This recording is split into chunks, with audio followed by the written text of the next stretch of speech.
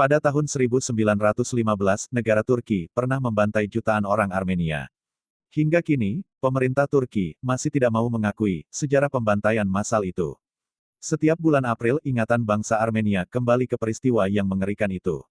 Pada waktu itu, di bawah Kesultanan Utsmani, jutaan orang Armenia dipaksa pergi ke Gurun Suria dan dibantai. Peristiwa itu dimulai pada tanggal 24 April tahun 1915. Kejadian itu diperkirakan sekitar 1 juta lebih orang Armenia mati karena dibantai. Sisanya, disiksa dan diperkosa. Belum lagi penduduk Armenia dibiarkan tinggal di padang gurun yang tandus. Penduduk lainnya dianiaya diperkosa, dan ada juga yang mati kelaparan. Ada seorang yang bernama Nadin Sarajian Kobatian, diaspora Armenia yang tinggal di Amerika.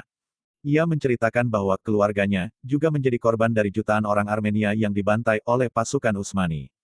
Bahwa ingatan neneknya yang sangat menyedihkan adalah ketika neneknya menggali kuburan untuk kepala ayahnya tanpa sekop, dia hanya menggunakan ujung jarinya.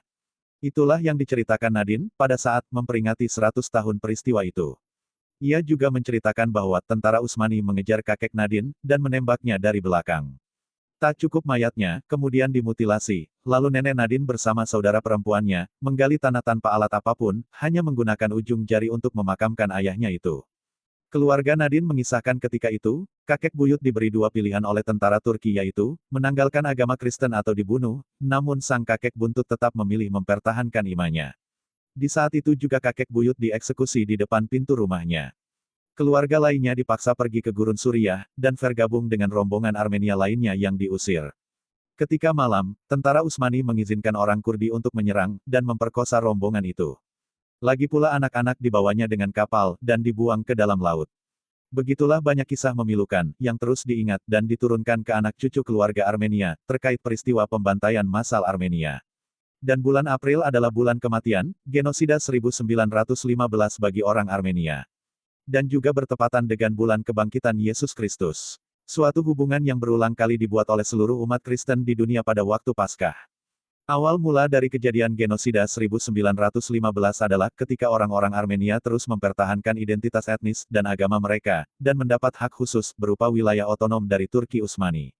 Banyak pria-pria Armenia yang direkrut menjadi tentara Utsmani. Namun kehidupan orang Armenia saat itu, tidak bisa dibilang baik-baik saja. Sebagai kelompok minoritas bersama orang Yunani dan Yahudi.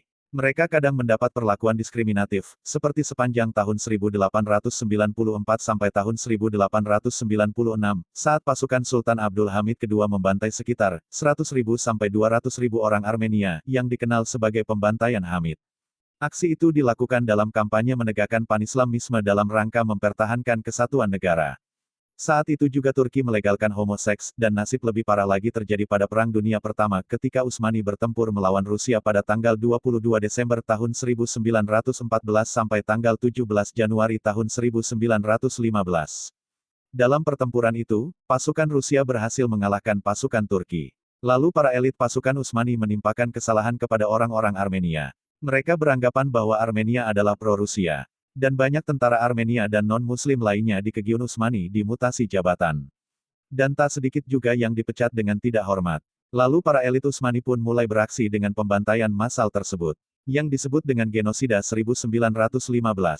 Kejadian memilukan pun terjadi. Pasukan Utsmani mulai menyisir desa-desa Armenia di dekat perbatasan Rusia, dan membantai penduduk di sana. Pada tanggal 24 April tahun 1915, Menteri Dalam Negeri Kesultanan, memerintahkan pasukan Utsmani untuk menangkap 250 intelektual, dan politikus Armenia di Istanbul, termasuk beberapa deputi yang duduk di parlemen. Lalu menewaskan sebagian besar pria-pria yang ditangkap. Penangkapan serta pembunuhan ratusan intelektual Armenia itu, berlanjut dengan kebijakan mendeportasi seluruh warga Armenia keluar dari wilayah Utsmani. Dengan alasan bahwa keberadaan orang Armenia merupakan ancaman bagi keamanan nasional. Korban kaum Republik, motif ideologis dapat dikaitkan dalam kasus pembersihan etnis, disertai genosida orang Armenia. Terima kasih sudah menonton. Jika teman-teman suka dengan video saya, jangan lupa subscribe, agar teman-teman tidak ketinggalan video-video sejarah lainnya.